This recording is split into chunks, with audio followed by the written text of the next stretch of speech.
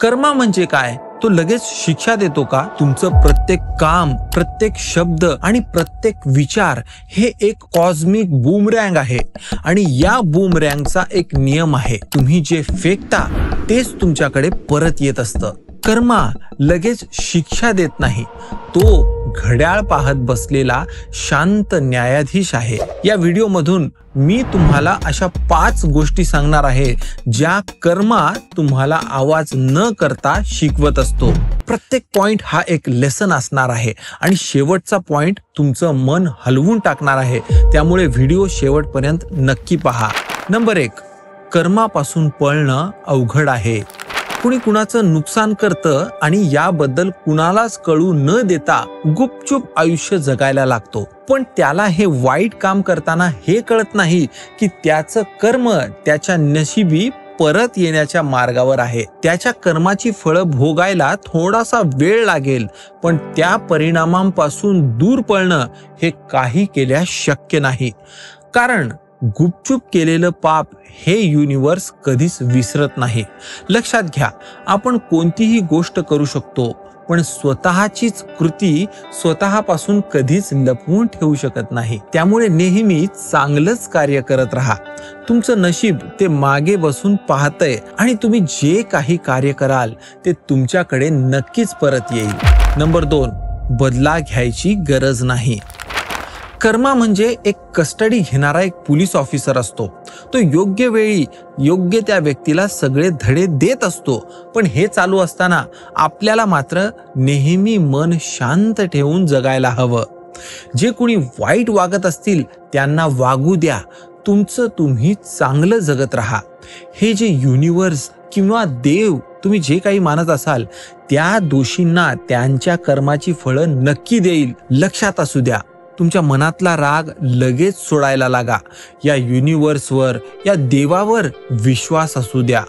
कुणाचा बदला अजिबात घ्यायला जाऊ नका.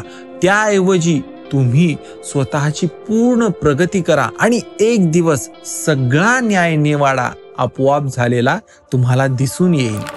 नंबर 3, माफ करणे हीच सुपर पॉवर.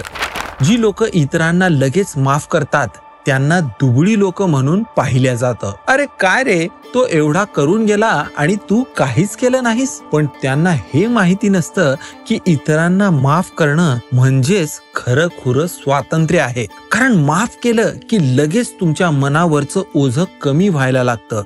तुम्ही बाहेरची विषारी एनर्जी स्वतःच्या आत येऊ देत नाही. ते ओझं घेऊन तुम्ही तुमच्या आयुष्यात वावरण्यापासून स्वतःला वाचवलेलं असेल.